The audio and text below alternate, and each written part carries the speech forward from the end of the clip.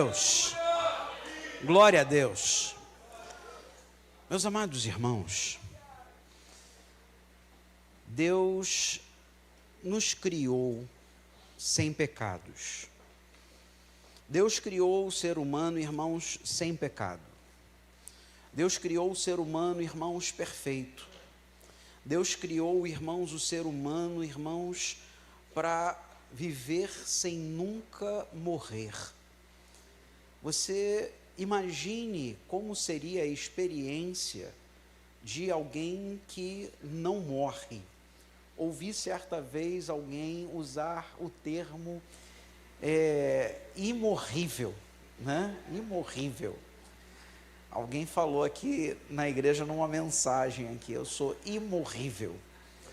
Eu não sou imorrível não, tá, irmãos? Por favor, não tenham dúvida disso, eu morro, tá? Eu sou mortal. Pastor, acho que o senhor não morre não, hein? Eu morro sim, por favor, pelo amor de Deus.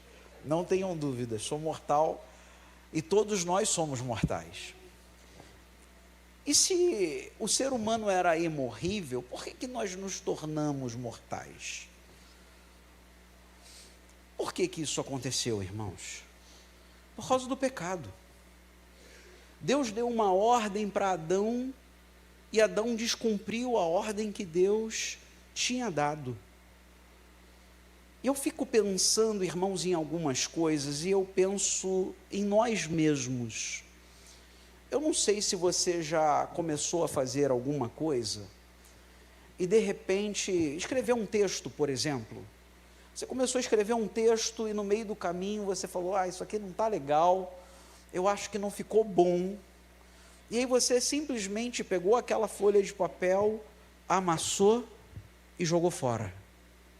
Pegou outra folha de papel e começou a escrever novamente. E eu fico pensando, irmãos, e se Deus tivesse feito isso? E se Deus, irmãos, tivesse olhado para a sua criação, visto que não deu certo, visto que o homem resolveu desobedecê-lo, e ele poderia simplesmente amassar tudo e começar tudo de novo. Não havia nada, irmãos, que pudesse impedi-lo de fazer isso. Não havia nada, irmãos, que pudesse fazê-lo mudar um pensamento, se ele fosse fazer isso.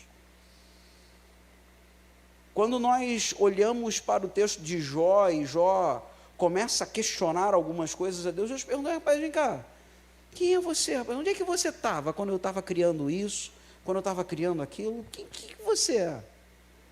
Quem foi que me aconselhou de como eu tinha que fazer isso ou como eu tinha que fazer aquilo?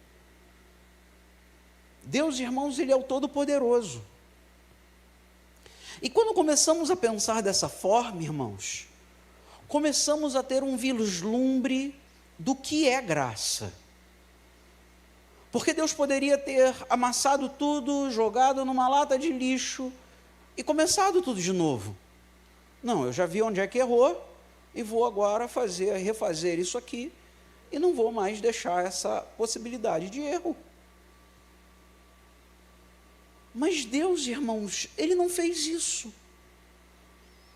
Deus pegou, irmãos, alguém que decidiu se afastar dele. Deus agora, irmãos, olha de novo para uma criatura, irmãos, que não tem nada para oferecer a ele. Pelo menos é o que nós temos de consciência. Mas Deus, irmãos, Ele é tão maravilhoso e Ele é tão distante dos nossos pensamentos, apesar de ser tão próximo de nós e morar em nós, que Deus, irmãos, Ele se satisfaz com alguém que o adora. Você já parou para pensar nisso? Irmãos, Deus não exige de nós, irmãos, nenhum sacrifício maluco. Deus não exige de nós, irmãos, nenhum sacrifício, irmãos, exagerado.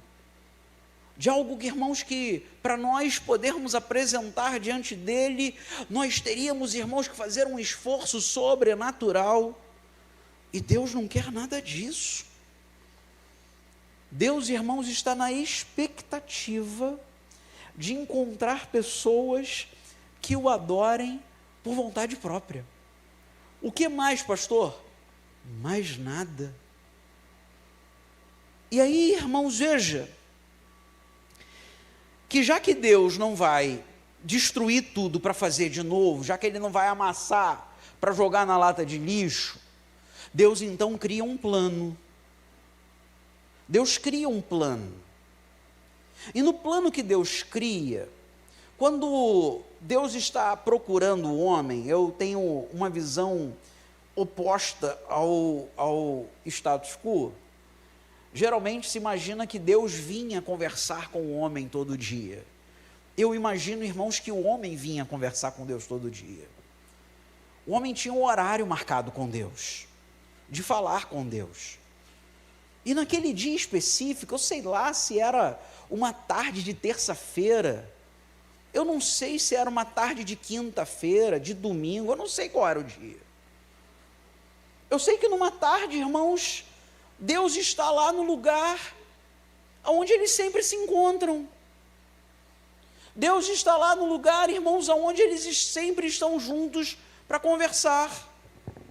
E naquele dia, o homem não aparece. Irmãos, é lógico que eu estou colocando aqui de uma forma ilustrativa, mas quando o Gênesis é escrito, parece que Deus está preocupado em nos mostrar essa forma ilustrativa. Porque Deus está lá, sentado, esperando, o homem não aparece, e Deus sai procurando. Adão, cadê você? Adão, cadê você? E Deus encontra Adão. E quando Deus encontra Adão, irmãos, ele pergunta o que aconteceu, e Adão vai culpar a mulher dele, culpa Deus, culpa todo mundo, só ele que não é culpado do que aconteceu. E aí Deus começa a estabelecer juízos. E Deus estabelece, irmãos, o juízo para a serpente. Depois da serpente, irmãos, Deus estabelece o juízo para a mulher. E por último, para o homem.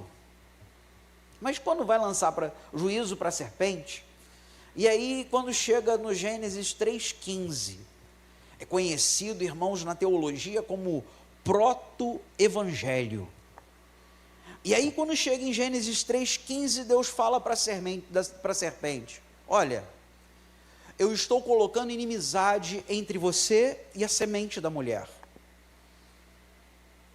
A semente da mulher vai esmagar a sua cabeça, e você só vai ter condições de ferir o calcanhar. Não é machucar o calcanhar, é ferir o calcanhar. Não é quebrar o calcanhar, é ferir o calcanhar. Mas o calcanhar, o pé do calcanhar que você vai ferir, vai esmagar a sua cabeça. O que é isso, meus amados irmãos, que Deus está falando para a serpente? É lógico que ali não é a serpente, isso é para Satanás. E o que Deus está fazendo agora? Deus está dando uma promessa. Deus está fazendo, irmãos, uma promessa. Veja, irmãos, que diante de tudo que Deus poderia ter feito, diante de tudo que Deus poderia ter refeito, Deus resolve fazer uma promessa. Deus, irmãos, agora vai estabelecer toda a história humana com base numa promessa que foi feita em Gênesis 3,15. E tudo que vai acontecer daqui para frente, irmãos, vai acontecer para que essa promessa aconteça. Tudo vai acontecer e tudo vai existir. E quando vem, irmãos, a história dos judeus, e quando vem a história de Abraão, de Isaac, de Jacó, e quando o povo de Israel vai estar dentro do Egito, e depois livres do Egito, depois os reinos, o reino de Israel, o Reino Unido, depois o reino dividido, tudo isso, irmãos, está acontecendo para que a promessa venha a se cumprir. E Deus, irmãos, durante toda essa história, Deus, irmãos, Ele vai apresentando outras promessas. Deus fala uma promessa, irmãos, em Isaías, dizendo que a virgem iria conceber. Eu sei que muita gente hoje tenta distorcer essa palavra. Mas, irmãos, Deus estava fazendo uma promessa do Messias que iria vir. Irmãos, a minha pergunta a você agora, nesse momento, é: a promessa de Gênesis 3,15 se cumpriu, sim ou não? Alguém tem dúvida? A promessa se cumpriu, irmãos. Qual o nome da promessa, irmãos? Não, está muito baixo. Eu estou achando que vocês não estão prestando atenção desse jeito. Qual o nome da promessa que se cumpriu? Jesus. Deus fez uma promessa e a promessa se cumpriu. Deus falou algo e o que Ele falou aconteceu. Eu vou falar muitos textos essa noite. Nem todos você não vai precisar abrir, tá bom? Eu vou citar os textos e vou falar sobre eles, tá? E nem todos vão ser projetados aqui na tela para você, tá? Porque senão você perde a atenção e eu estou querendo que você preste bastante atenção nisso aqui. Mas o primeiro texto que eu quero falar com você se encontra em João, capítulo 14, e esse pode botar na tela, Gabi. João, capítulo 14, versículo de número 3. João 14, 3. Já pode colocar. E se eu for e vos preparar lugar, virei outra vez. Olha que coisa linda, irmãos. Jesus está falando: virei outra vez, e vos levarei para mim mesmo, para que onde eu estiver, estejais vós também. Irmãos, João 14 não é um texto, irmãos, que ele está falando num monte. João 14, irmãos, não é um texto que ele está falando na presença de fariseus e saduceus.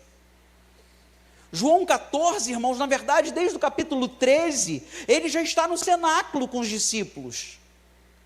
São apenas ele e os discípulos. Quando chega o capítulo 14, irmãos, a ceia já tinha acontecido. Judas já tinha saído. Ele já tinha lavado o pé dos discípulos. E agora, irmãos, é uma conversa mais pessoal com aqueles irmãos que eram, naquele momento, os representantes da igreja que iria se formar. A igreja ainda não existia. E agora, meus amados irmãos, ele faz uma promessa: eu virei. Eu falei hoje de manhã que eu ia pregar sobre o quê? Sobre volta. Jesus falou: eu virei. Olha que coisa muito linda. Mateus capítulo 24, e agora eu estou lendo na NVT. Eu fico pensando assim, gente, eu gosto tanto de Bíblia fininha, eu procuro sempre uma Bíblia, uma mais fina do que a outra. Aí eu falei assim, o que é mais fino do que algumas folhas de papel? Aí imprimi o texto na folha de papel. Orem por mim, meus irmãos. Mateus 24. Eu estou lendo na NVT e você pode acompanhar na sua Bíblia que você vai ver que é a mesma coisa, mas de preferência só anota a referência, se você puder. Irmãos, venha para a igreja com papel e caneta. Eu sei, irmãos, que a gente gosta de ouvir aquela palavra impactante, que mexe com a gente, tudo. É muito bacana. Mas traga papel e caneta, porque às vezes Deus está falando com você através de um versículo, e você esquece depois o versículo. Qual foi o versículo mesmo? Puxa, aquele versículo foi tão importante, o pastor Sampaio leu um versículo no começo do culto, e aquilo mexeu comigo. Qual era o versículo? Esqueceu, já era. Agora, se você traz um papel e uma caneta e faz a sua anotação, ó, dia de hoje, coloca lá o dia 6 de setembro, aí coloca as referências do dia 6 de setembro. Aí não esquece mais. Hoje é 7, né? Perdão, irmãos. Você vê que estou ligadíssimo com a agenda. Quando Jesus saía da área do templo, seus discípulos lhe chamaram a atenção para diversas construções do edifício. Ele, porém, disse: estão vendo todas essas construções? Eu lhes digo a verdade, elas serão completamente demolidas, não restará pedra sobre pedra. Jesus está falando do templo, isso iria acontecer, e aconteceu, irmãos, no ano 70 depois de Cristo, né, o general Tito invadiu Jerusalém e destruiu o templo, né, pela segunda vez o templo foi destruído. Versículo 3 diz assim: mais tarde, Jesus sentou-se no Monte das Oliveiras, seus discípulos vieram até ele em particular e perguntaram, de novo só os discípulos: diga-nos quando tudo isso vai acontecer. Então eles estavam curiosos do que Jesus estava falando da destruição do templo. Diga-nos quando tudo isso vai acontecer. Primeira pergunta. Segunda pergunta: que sinal indicará a sua volta? Olha só, Jesus já tinha conversado com eles que ele iria voltar. Jesus já tinha feito essa promessa para eles, eles estão preocupados em saber. Ou seja, meus amados irmãos, Jesus vai voltar. Não fica pensando você que ele não vai voltar, que ele vai voltar. Jesus vai voltar. Terceira coisa, e o fim dos tempos? Ou seja, vai chegar um momento em que os tempos vão acabar. Os tempos terrenos, tá, irmãos? Tá? Estou falando do tempo eterno, mas o tempo terreno vai acabar. Jesus vai dar algumas respostas para eles e tudo, e Jesus vai explicar sobre algumas coisas. Jesus começa a dar alguns sinais, né, que seriam chamados ali de começo das dores de parto. E aí Jesus fala que vai ter aqueles que vão chamá-lo de Cristo, e nós vamos ouvir de guerras e ameaças de guerras, mas ele fala para não entrar em pânico, o contrário de que todo mundo entra, né, em pânico, né, quando começa. E, irmãos, não é para entrar em pânico, mas veja bem, nós estamos novamente na mesma condição que estávamos no início do século XX. Uma corrida armamentista. Se eu não me engano, 1918, que vai estourar a chamada Primeira Guerra Mundial. Se não for isso, é perto disso, 14. Segundo o pastor Sampaio, 14. Ali os irmãos estão falando 1914. Ó, viu? Até o João Gabriel está falando ali como é que funciona a coisa. Estoura a Primeira Guerra Mundial. E o que estava acontecendo no mundo, irmãos? Uma corrida armamentista. Nós hoje, irmãos, estamos vendo a mesma coisa. Nós vemos os países, irmãos, de esquerda, fazendo desfiles. A China fez um desfile agora esses dias, para mostrar o seu armamento nuclear, para mostrar a sua potência nuclear. Irmãos, sabe o que isso significa? Isso é como se fosse dois camaradas na academia de musculação, e que um não se dá bem com o outro, e um passa perto do outro cada vez mais mostrando o braço mais forte, né? Aí passa carregando aquele peso bem pesadão, né, para mostrar. Irmãos, é pouca coisa que falta para esses camaradas saírem no tapa.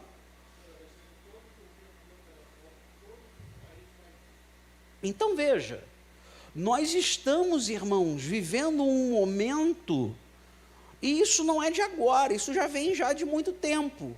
Nós vivemos momentos assim na década de 80, e nós voltamos a viver esse momento. Muita gente não se dá conta do que está acontecendo, mas nós precisamos nos aperceber, irmãos. Enquanto a ONU tenta correr com uma agenda chamada Agenda 2030, que diz que vai acabar com a fome no mundo, que diz que não vai acabar com fome nenhuma, irmãos. Não tem nenhum movimento para acabar com fome. Vai ter fome, vai ter peste, vai ter a coisa correndo aí em 2019. Quem lembra? É 2019, né? O que teve em 2019, irmãos? Covid. Irmãos, quantos milhares de pessoas que morreram por causa da Covid. E a gente pensando que nunca mais ia ter esse tipo de problema. Não, isso acontecia na Idade Média. É porque naquela época não tinha leis sanitárias, mas hoje nós estamos muito evoluídos. Milhares de pessoas morrendo. Irmãos, isso não deve ser um alarme para a igreja. Não, pastor? Não. A igreja, irmãos, não deve se preocupar com esse tipo de coisa. Jesus falou assim, mas não se preocupem com isso. Jesus falou, não se preocupem com isso. Nós temos uma outra preocupação. É lógico, irmãos, que não dá tempo de eu ler todo Mateus 24 com você. Mas tem algumas coisas que Jesus falou, por exemplo, no versículo 13, quando ele diz assim, mas quem se mantiver firme até o fim, será salvo. Uma coisa que nós precisamos entender, irmãos, é que o Senhor nos coloca numa posição como servos de Deus, como igreja. E nós temos que nos manter nessa posição. É isso que tem que nos preocupar. Nós, irmãos, não podemos ficar preocupados, irmãos. Olha, agora Jesus vem, agora o anticristo vai aparecer. Agora, irmãos, a igreja não se preocupa com isso. Vamos lembrar que o nosso Senhor, irmãos, quando saiu desse mundo, Ele nos deu uma missão. Atos, irmãos, quando os discípulos param Jesus e perguntam, Jesus, tu restaurarás Israel nesses tempos agora que o Senhor ressuscitou, agora o Senhor está com todo o poder, com toda a glória, agora o Senhor vai restaurar o Israel. Olha só, não vos pertence saber os tempos ou as estações que o Pai reservou pelo seu próprio poder. Não é a preocupação de vocês. Sabe qual é a preocupação de vocês? É que vocês vão receber a virtude do Espírito Santo e vocês vão ser minhas testemunhas. Para de se preocupar com o que está acontecendo no mundo. Seja testemunha de Cristo. Continue fazendo a obra que o Senhor colocou na sua mão para fazer. Nós não estamos aqui, irmãos, para ficarmos desesperados. Agora eu vou ficar dentro de casa. Aqui no Brasil não é muito a cultura do Brasil, né? Em alguns países eles constroem bunkers. É tipo um casulo gigante que eles fazem ali, colocam comida, estocam comida, colocam ali um lugar, uma cama, para o camarada ficar ali vários meses ali sem ter problema. Isso não é para a igreja. Isso não é para a igreja. A igreja não foi chamada para isso. Nós temos, irmãos, que nos manter firmes até o fim. Sabe, eu falo sobre isso aqui na batalha espiritual. Paulo vai falar lá em Efésios capítulo 6, no versículo 13, havendo feito tudo, ficar firmes. É isso. É quando sai o choque, né? Geralmente nas tropas militares tem uma tropa específica chamada de choque. E o choque, irmãos, ele vai para a rua com um capacete, um cacetete gigante, um escudo. E é um escudão, irmãos. O choque da polícia fecha quase que tudo. Eu, quando estava no quartel, quis ser do choque, mas o escudo era maior do que eu, não dava certo. Não funcionou muito.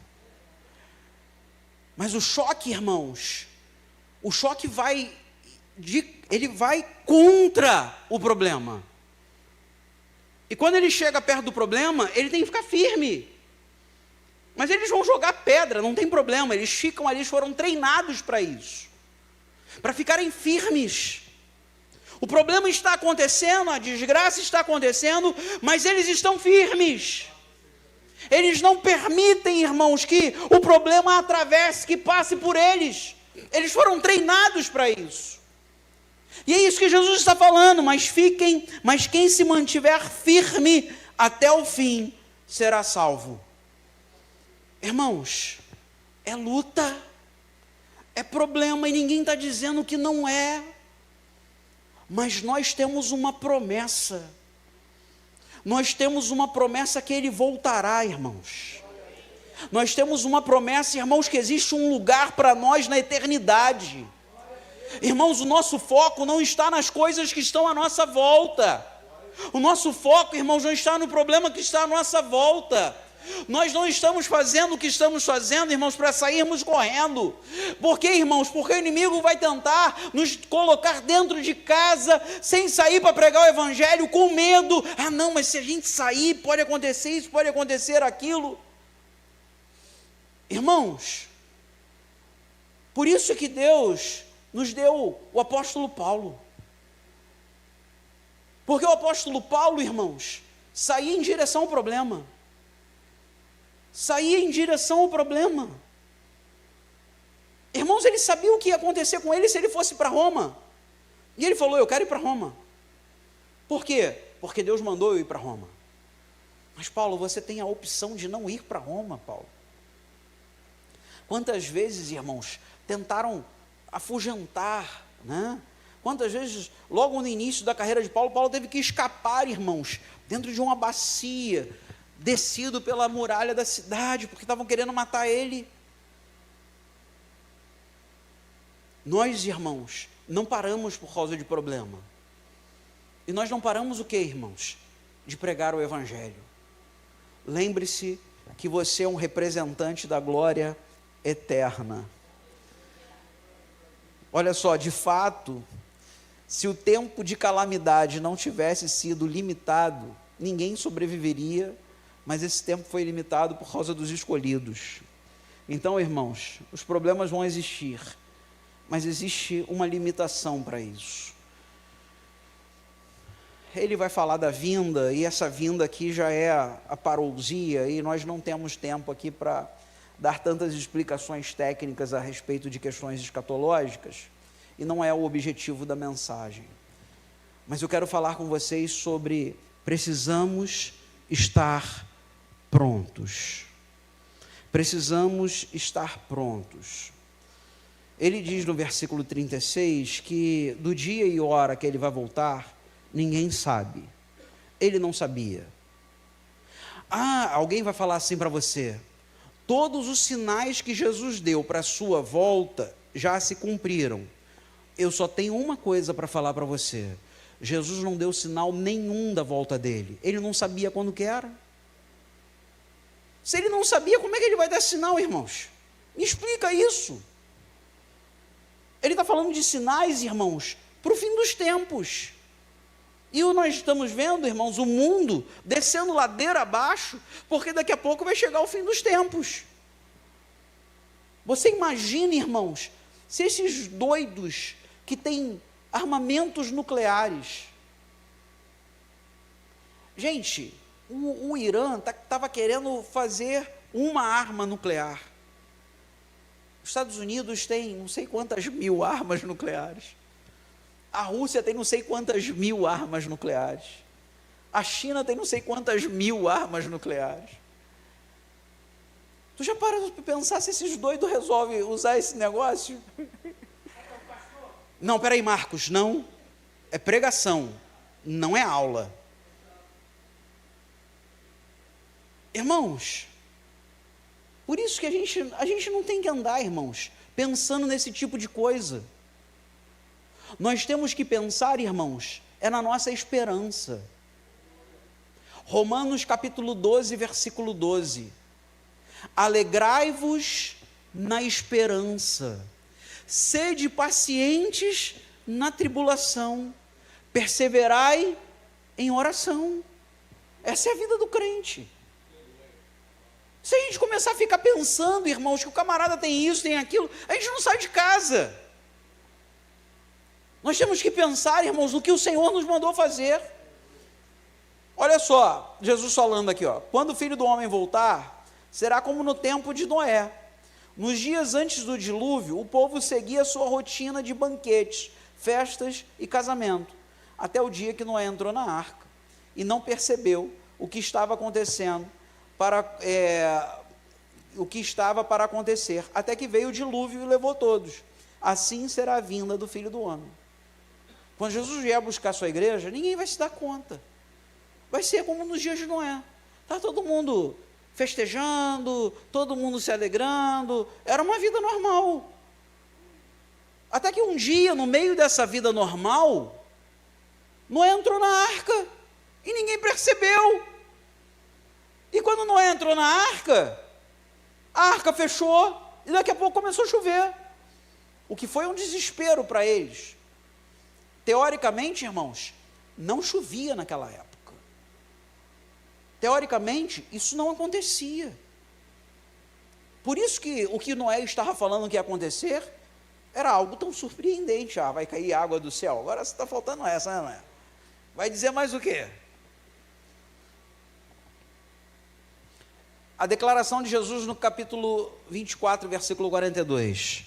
Portanto, vigiem, pois não sabem em que ocasião o seu Senhor virá. A igreja precisa estar vigiando. A igreja precisa estar vigiando.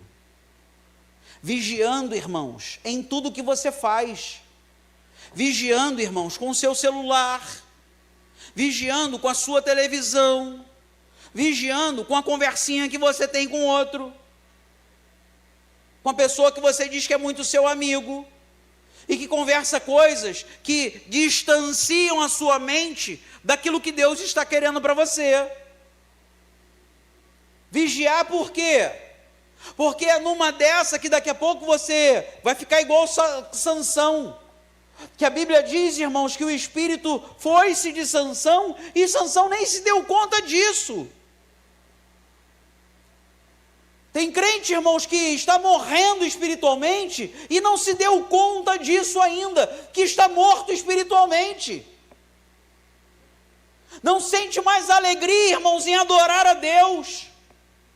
Não sente mais prazer, irmãos, na palavra do Senhor. Não tem mais, irmãos, não sente necessidade de falar com Deus, de ter momentos com Deus. Morreu, mas está vivo, pastor. Continua na igreja, continua trabalhando na igreja, mas morreu, espiritualmente morto. E Jesus está falando, vigia, porque você não sabe a que horas isso vai acontecer. Irmãos, com tanta coisa que tem acontecido, isso pode acontecer a qualquer hora. E como é que está a sua vigilância nisso? Como está a sua vida diante de Deus? Quantos que ficam preocupados, irmãos, com a igreja, com o irmão, com o pastor, e se esquecem de Deus? É diante dele que nós vamos prestar contas. Aí Jesus continua falando isso aqui, olha só. É Bíblia, tá bom, irmãos? É uma folha de papel, mas é Bíblia, tá? O servo fiel e sensato, é aquele a quem o seu senhor o encarrega de gerir os outros servos da casa e alimentá-los. Se o senhor voltar e constatar que o servo fez um bom trabalho, haverá recompensa. Eu lhes digo a verdade, ele colocará todos os seus bens sob o cuidado desse servo. Irmãos, sabe qual é a nossa tarefa enquanto igreja? Enquanto missão, irmãos, é pregar o evangelho, mas enquanto igreja é servirmos-nos uns aos outros. Sabe o que o Senhor está colocando como avaliação se você está em condições de se encontrar com Ele? É se você está servindo bem a igreja, se você está servindo bem os outros servos, se você está envolvido com preocupação de servir os seus irmãos, com aquilo que Deus te deu. Deus nos dá coisas, irmãos, não é para nós, irmãos, nos enchermos e mostrarmos para os outros, olha, quantos dons eu tenho, quanto que eu faço isso, quanto que eu faço aquilo. Não, irmãos, é para servirmos os nossos irmãos. E como é que está o seu serviço aos irmãos? Versículo 50, ele vai falar o contrário disso, mas no 50 diz assim: o senhor desse servo voltará em um dia em que não se espera, e em hora que não se conhece. Vigilância. Vigilância. É a segunda vez que Jesus está falando, olha, vai voltar numa hora em que você não espera. É a segunda vez que Jesus está falando isso. Irmãos, se Jesus falou uma vez, a gente já acata. Se ele já está falando isso pela segunda vez, irmãos, nós já começamos a nos preocupar. Lembra de Jesus e Pedro, lá no finalzinho do Evangelho de João, que Jesus senta com Pedro e fala assim: Pedro, tu me amas? Na primeira vez, João, claro, Jesus, eu te amo, é lógico. Na segunda vez, João não, irmãos, Pedro, né? Na segunda vez, o Pedro fala para Jesus: Jesus, olha, o senhor sabe que eu te amo, né? Jesus pergunta a terceira vez. Pedro já está constrangido, minha gente. Senhor, o senhor sabe de tudo. O que eu vou responder mais para o senhor? Eu não sei mais o que responder. Jesus está falando a segunda vez com a gente, irmãos. Vigiem. Vigiem. Isso tem uma importância. Partindo para o encerramento, o pastor Bernardino gosta disso. Geralmente pede para a igreja ficar, não precisa ficar em pé ainda não, tá bom? Vai chegar o momento. É a parábola das 10 virgens. Ah, pastor, agora eu quero ouvir o senhor falar sobre a parábola das 10 virgens. O senhor sempre fala que o que está escrito não é o que está escrito, que o pessoal fala não é o que o pessoal fala, e não sei o que. O senhor gosta de criar tumulto com a coisa que o pessoal fala. Então quero ver o senhor falar da parábola das 10 virgens agora. Irmãos, a parábola das 10 virgens é um problema para a gente. É um problema para a gente. Sabe por quê? Por causa de um único versículo. Versículo de número 13. Jesus diz assim: portanto, vigiem, pois não sabem o dia nem a hora da volta. É a terceira vez que o Senhor está falando a mesma coisa com a gente. É a terceira vez que o Senhor está falando isso para a igreja. Por quê, meus amados irmãos? Porque nós precisamos vigiar. Você sabe que Se eu ficar aqui embaixo, eu sou pego também ali pelo vídeo, Sandro? Lá a transmissão me enxerga quando eu estou aqui embaixo também? Aqui na frente sim, né? Só não posso ficar lá muito perto, sei lá. Quem é que está na transmissão hoje? Hã? Duda. Oi, Duda. Paz do Senhor, minha filha. Consegue me enxergar daqui? Ah, beleza. Veja bem. O Apocalipse... Hã? Cheguei muito perto, né? O livro de Apocalipse, ele vai trazer, irmãos, para nós, dentro do seu conteúdo, 7 cartas. 7 cartas que foram escritas a 7 igrejas da Ásia Menor. Quando nós vamos interpretar, irmãos, o conteúdo dessas cartas, nós percebemos, irmãos, pelo conteúdo das cartas, que essas cartas podem ser comparadas aos momentos históricos da igreja. Então nós conseguimos enxergar bem a igreja primitiva, a igreja dos pais apostólicos, a igreja na Idade Média, a igreja da Reforma. Nós vamos enxergando bem essas igrejas. E quando chega na última igreja, irmãos, é a última carta, é a carta escrita para Laodiceia. E a carta escrita para Laodiceia, meus amados irmãos, ela é um problema para nós. Por quê? Porque é a última igreja da história. É a última igreja na história. Graças a Deus, irmãos, tem uma carta anterior que ela é tão difícil de posicionar quanto a igreja de Laodiceia. Essa carta, irmãos, é a carta de Filadélfia.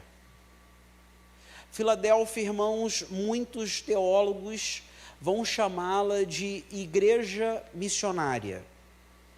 É uma igreja, irmãos, que está envolvida com a obra do Senhor. E o Senhor faz uma declaração para essa igreja que é impressionante. Essa igreja, irmãos, Jesus fala assim: olha, apesar de você ter pouca força, você não negou a minha palavra e não negou o meu nome. Jesus não está preocupado, irmãos, se nós somos fortes ou fracos. Não é isso que chama a atenção do Senhor. O que chama a atenção do Senhor, irmãos, não é se somos uma igreja rica ou se somos uma igreja pobre. Mas se somos uma igreja, irmãos, que não abandonamos a sua palavra e nem negamos o seu nome. Isso é estar pronto. Então, eu já estou te dando 2 coisas sobre estar pronto. Estar pronto é servir aos seus irmãos. Estar pronto é guardar a palavra e não negar o nome do Senhor. E, finalmente, estar pronto é andar em vigilância. Sabe por quê, irmãos? Porque nessa última parábola que eu estou citando aqui, que é a parábola das 10 virgens, tem uma frase que eu gosto muito dessa parábola. Sabe qual é a frase? Aí vem o noivo. Aí vem o noivo. Nós não sabemos, irmãos, em que distância o noivo se encontra. Mas com tudo isso que está acontecendo, nós sabemos que o noivo já está vindo.